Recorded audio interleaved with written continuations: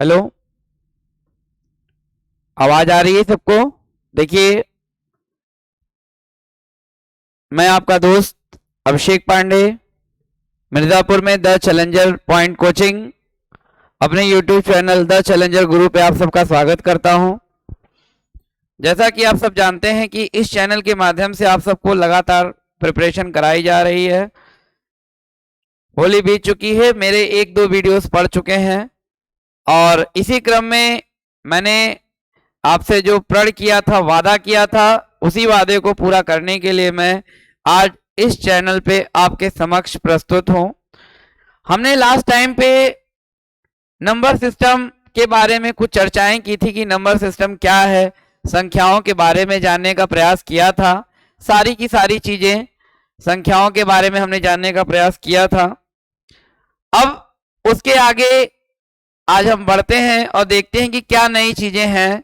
और number system एकदम basic से हम लोग पढ़ रहे हैं इस समय, एकदम इनिशियल स्टार्टिंग से नंबर सिस्टम के बारे में हम लोग पढ़ रहे हैं। आइए देखते हैं क्या है। ठीक है, एकदम स्टार्टिंग से हम लोग पढ़ेंगे और चीजों को समझेंगे स्टार्टिंग से। ठीक है, आइए शुरू करते हैं, देखते हैं। सबसे पहले हम क्लासिफिकेशन ऑफ नंबर देखते हैं। Classification of number, classification of number. ठीक है, संख्याओं का वर्गीकरण जिसको कहते हैं, संख्याओं का वर्गीकरण, संख्याओं का वर्गीकरण। तो संख्याओं का वर्गीकरण किस तरीके से किया जाता है इसको हम समझेंगे। एकदम बेसिक से एकदम लल्लन टॉप वाली क्लास को हम सीखेंगे। ठीक है, तो संख्याओं को अगर मैं कैटेगराइज करूं तो आप जानते हैं कि जिस तरीके से हमारी दुनिया, हमारा जो संसार है वो दो तरीके का है, उसी तरह संख्याओं की जो दुनिया है उसको भी हमने दो कैटेगरी में बांट रखा है। एक हमारा है real number, real number, real number जिसको कि हम कहते हैं वास्तविक संख्या। क्या कहते हैं? वास्तविक संख्या। ठीक है, दूसरा है हमारा काल्पनिक संख्या, काल्पनिक संख्या जिसको कि हम बोलते हैं इमेजिनरी नंबर, इमेजिनरी नंबर। ठीक है, इमेजिनरी नंबर हमारी एक काल्पनिक दुनिया होती है हमारे लाइफ की और एक रियल दुनिया जिसमें हम रह रहे हैं। तो उसी तरीके से अब इन दोनों को हम डिफरेंशिएट करेंगे। आइए देखें क्या डिफरेंशिएशन है। रियल नंबर्स क्या होते हैं? रियल नंबर्स वे नंबर्स होते हैं जो नंबर लाइंस पर रिप्रेजेंट होते हैं। मैंने लास्ट टाइम वीडियो में आपको बताया था, एक ये हमारी नंबर लाइंस है। ठीक है, ये हमारी नंबर लाइंस है, इनको हम रिप्रेजेंट करेंगे। देखिए ये हमारी नंबर लाइन है, ये जीरो। जीरो एक ऐसा पॉइंट है जो हमारे पॉजिटिव और नेगेटिव इंटीजर्स को सेपरेट करता है। अगर मैं या हम लेफ्ट टू राइट जाएं, इधर देखिए ये हमारा लेफ्ट है, ये हमारा राइट है, तो इनका एंड कहां पे होता है और इनका स्टार्ट कहां से होता है, अगर इसको बारे में अगर हम जानने का प्रयास करें तो minus infinity two plus infinity, एकदम ध्यान से समझेंगे। Minus infinity two plus infinity, इनके बीच में अनंत नंबर है, इनके बीच में अनंत नंबर है। जैसे हम कह सकते हैं -5, -4, -3, -2, -1। यहां पे हमारा 0 हो गया, फिर 1 2 3 4 5, इस तरीके से। इधर के नंबर हमारे पॉजिटिव इंटीजर, इधर के नंबर हमारे नेगेटिव इंटीजर, नंबर्स के आगे नंबर, नंबर्स के पीछे नंबर्स। ठीक है, नंबर्स के आगे नंबर, हर एक नंबर को अगर हम देखेंगे तो उस नंबर के आगे एक नया नंबर क्रिएट हो जाएगा। इसीलिए संख्याओं की जो हम गणना करते हैं तो वो अनंत है। संख्याओं का अगर हम गणना करते हैं, कैलकुलेशन करते हैं, तो वो क्या है, इनफाइनाइट है, अनंत है, ये आप समझ लीजिए। ठीक है, दूसरी तरफ हमने एक दूसरा नंबर, एक दूसरी दुनिया रखी हुई है, काल्पनिक दुनिया, इमेजिनरी नंबर। इमेजिनरी नंबर क्या होते हैं? इमेजिनरी नंबर आपने अंडर रूट का नाम सुना है, ठीक है, जिसको कि हम लोग कहते हैं वर्ग, वर्गमूल, सॉरी वर्ग, वर्गमूल, इनकी हम बात करेंगे, वर्ग वर्गमूल की। तो वर्ग क्या होता है? जिसको कि हम स्क्वायर कहते हैं ना बच्चों, और वर्गमूल किसको कहते हैं? हम स्क्वायर रूट को कहते हैं। किसको कहते हैं बच्चों? स्क्वायर रूट को कहते हैं। ठीक है, तो वर्ग वर्गमूल, तो जो वर्गमूल होता है, स्क्वायर रूट होता है, हम किसी भी नंबर का निकाल सकते हैं। तो निकालते हैं, पॉजिटिव नंबर्स का स्क्वायर रूट निकालना हर व्यक्ति जानता है, लेकिन क्या आपने कभी निगेटिव नंबर के स्क्वायर देखे हैं? आइए दिखाता हूं मैं। जैसे मान लीजिए कि square root of -5, square root of -3, अगर इन नंबर्स के स्क्वायर निकालने हो तो ये इमेजिनरी चले जाएंगे, काल्पनिक चले जाएंगे। अगर इनके स्क्वायर रूट निकाला जाए, the square root of negative number is called the imaginary number, imaginary number. ठीक है, मतलब कि ऋणात्मक संख्याओं के जो वर्गमूल होते हैं, ऋणात्मक संख्याओं के जो वर्गमूल होते हैं, उनको अगर हम निकालें तो वो हमारे कहलाएंगे काल्पनिक नंबर्स। ठीक है, आइए देख लेते हैं भाई।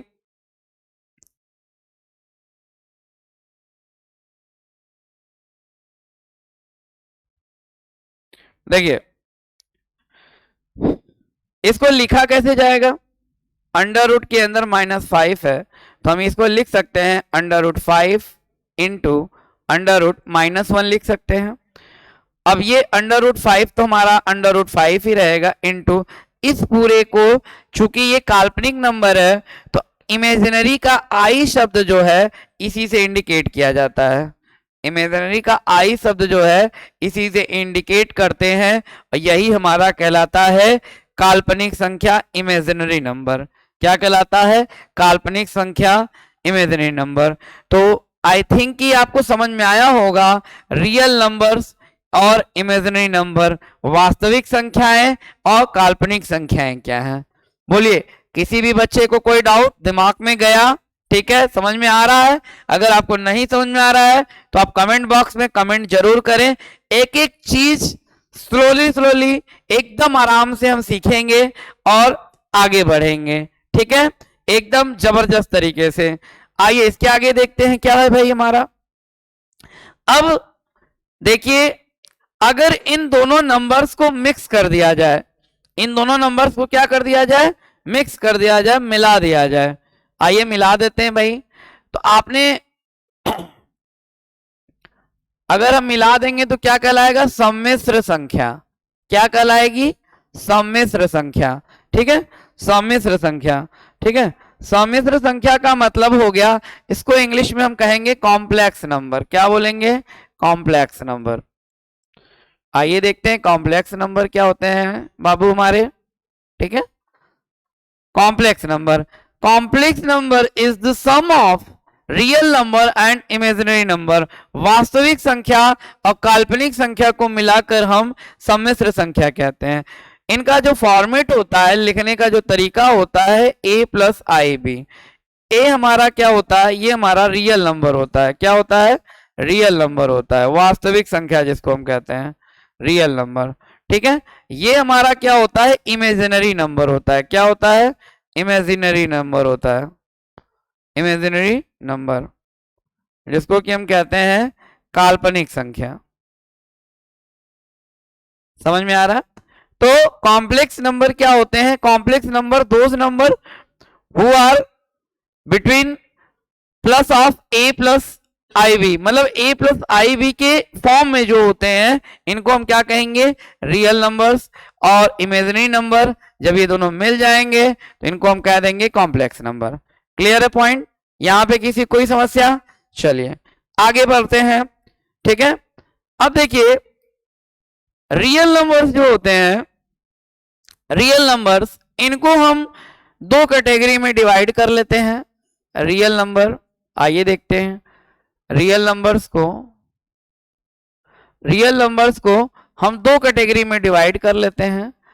एक कैटेगरी है इंटीजर्स की, आइए देखें इंटीजर्स, और दूसरी कैटेगरी है डेसिमल की।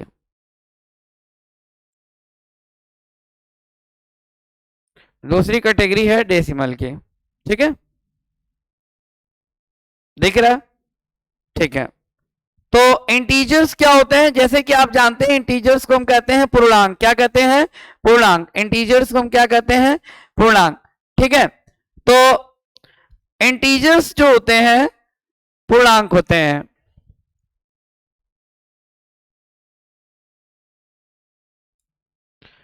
और डेसिमल जो होते हैं इनको भी हम दो कैटेगरी में डिवाइड कर लेते हैं। भाई देखिए, अब दो कैटेगरी इनकी क्या हो जाएगी, इसको समझ लीजिए आप जो है डेसिमल, दशमलव, जिसको कि हम दशमलव कहते हैं। ठीक है, क्या कहते हैं? दशमलव। ये होता है टर्मिनेटिंग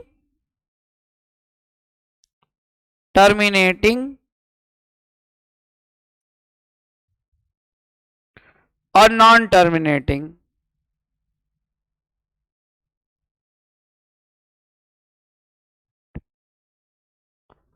ठीक है, टर्मिनेटिंग और नॉन टर्मिनेटिंग। अब ये टर्मिनेटिंग और नॉन टर्मिनेटिंग, इनका मतलब क्या है? टर्मिनेटिंग का मतलब होता है शांत दशमलव। क्या होता है? शांत दशमलव। ठीक है, नॉन टर्मिनेटिंग का मतलब क्या होता है? अशांत दशमलव। क्या होता है? अशांत दशमलव।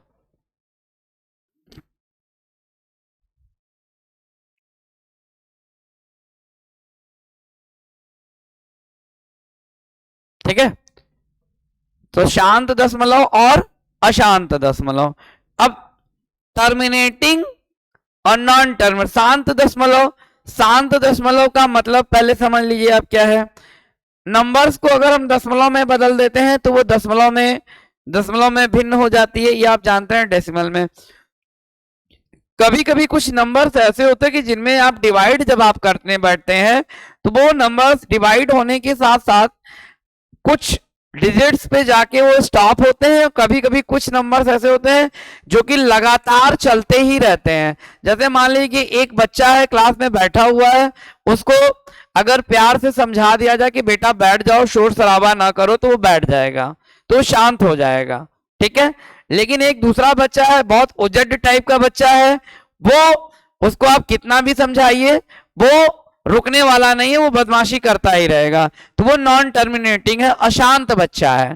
ठीक है, तो वही सेम चीजें हमारी इन पे भी आ जाती हैं। तो शांत दशमलव को हम कह सकते हैं, जैसे मान लीजिए 0.32, 0.325, 0.6276, 0.928, ये हमारे क्या हो गए बाबू?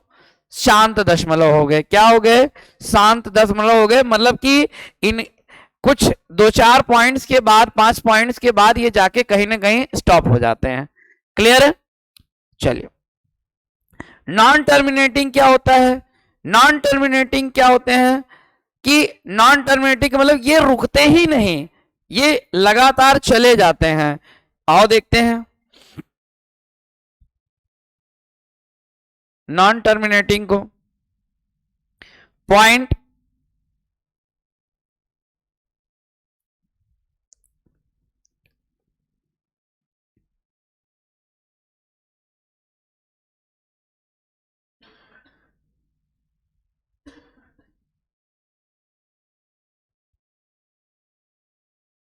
Infinite times 0.66, 0.33, 0.72, 72, 64, 64। तो इस तरीके के जो नंबर्स होते हैं क्या होते हैं? नॉन टर्मिनेटिंग होते हैं। क्या होते हैं? Non terminating. मतलब कि ये टर्मिनेट हो ही नहीं रहे। टर्मिनेट का मतलब खत्म। आदमी जब नौकरी में कोई गलती करता है, उसको नौकरी से निकाल दिया जाता है, तो बोलते हैं कि टर्मिनेटिंग, कि अब आपकी सेवाएं समाप्त, आप टर्मिनेट हो गए।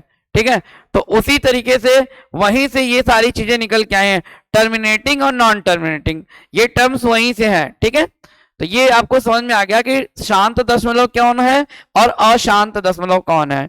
ठीक है, आइए देखते हैं नेक्स्ट फिर क्या है। अब नॉन टर्मिनेटिंग जो है उसको दो कैटेगरी में हम डिवाइड कर सकते हैं, नॉन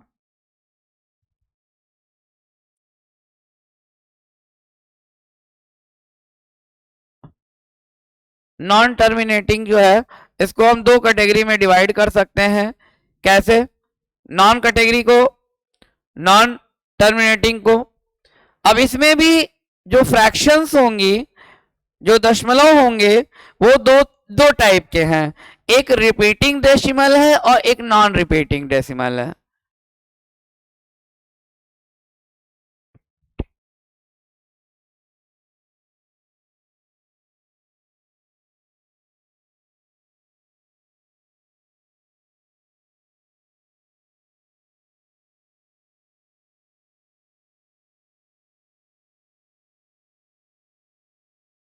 ठीक है, रिपीटिंग डेसिमल का मतलब जो रिपीट करे, रिपीट मतलब आवर्त दशमलव भिन्न, क्या बोलते हैं?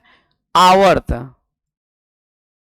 दशमलव भिन्न, जो रिपीट करे, क्या करे? रिपीट करे, आवर्त लगातार रिपीट करे। तो कुछ नंबर्स ऐसे होते हैं जो रिपीट करते हैं, जैसे 0.3333333 दिख रहा है, 0.7777777, 0.878787। इनको स्टॉप करने के लिए इनके जो नंबर रिपीट होता है उसके ऊपर हम क्या कर देते हैं? बार लगा देते हैं। जो नंबर हमारे रिपीट होंगे उनके ऊपर हम क्या लगा देंगे? बार लगा देंगे। बार हमको बताता है कि वो डिजिट बार बार रिपीट हो रही है। नॉन रिपीटिंग क्या होता है? नॉन रिपीटिंग जो रिपीट नहीं होते हैं। नॉन रिपीटिंग क्या होते हैं? जो रिपीट नहीं होते हैं, जो रिपीट नहीं होते हैं, जो रिपीट नहीं होते हैं। नॉन रिपीटिंग क्या होते हैं? जो रिपीट नहीं होते हैं भाई, जो रिपीट नहीं होते हैं, मतलब जो रिपीट नहीं होते हैं और जिनमें कोई पैटर्न भी फॉलो नहीं होता। दशमलव के बाद 9 8 6 4 3 1 5 3 6 3 2 1 and so on dot dot, 0.9 8 4 0 0 1 2 3 7 5 6 dot dot dot, इस तरीके के नंबर। अब ये जो नंबर्स हैं क्या है? इनमें कोई पैटर्न नहीं होता, ये पता नहीं कहां पे जाके स्टॉप होंगे, कई डिजिट्स तक ये आगे बढ़ते जाएंगे और इनका कोई भी रुकने का नाम नहीं होगा। ठीक है, ये रुक नहीं सकते हैं। ठीक है, आइए देखते हैं फिर। तो आवर्त दशमलव भिन्न हो गए और रिपीटिंग डेसिमल और non repeating decimal.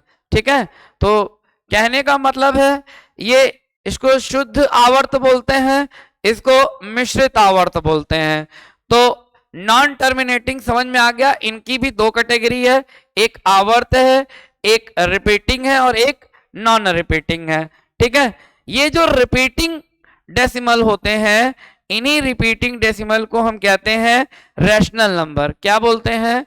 Rational number बोलते हैं, RATIONAL, rational number. Rational number को हम बोलते हैं परिमेय संख्या। क्या बोलते हैं? परिमेय संख्या। ठीक है, अब कैसे इसको परिमेय संख्या बोलेंगे?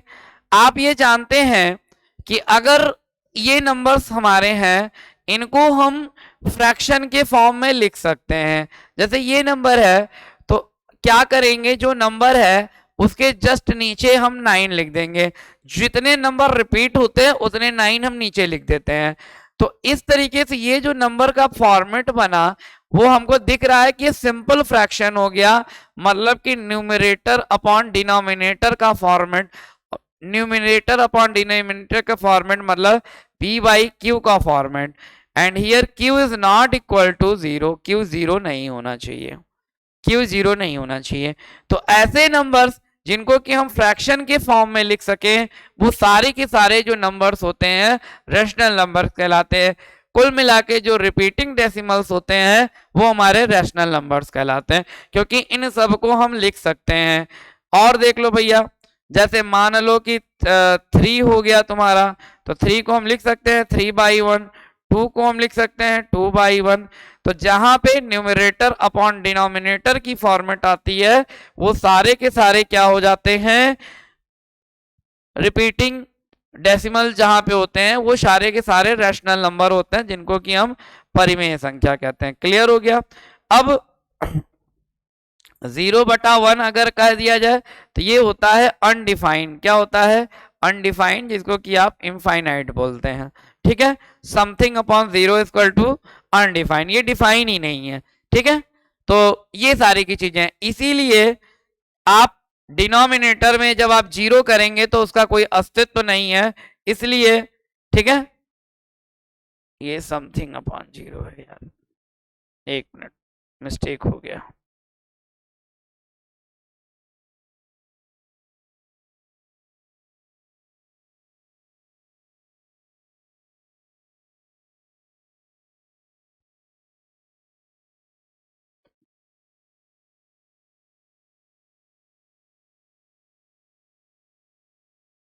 ये तो इसीलिए आपका जो डिनोमिनेटर है वो 0 नहीं होना चाहिए।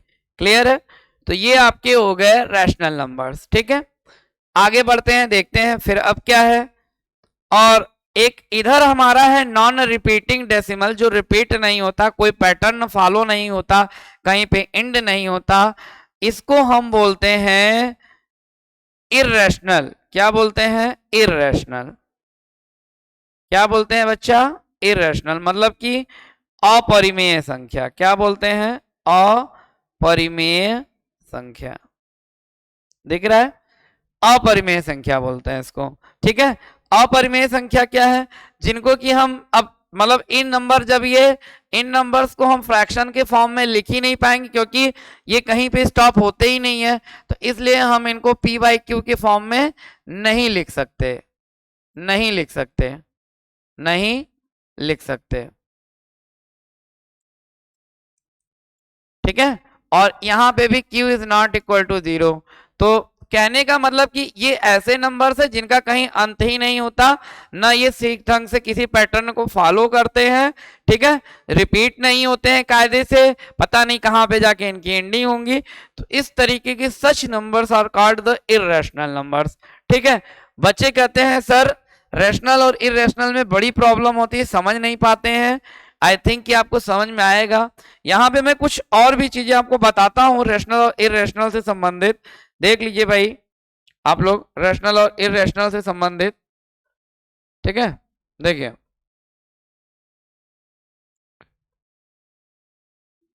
राइट,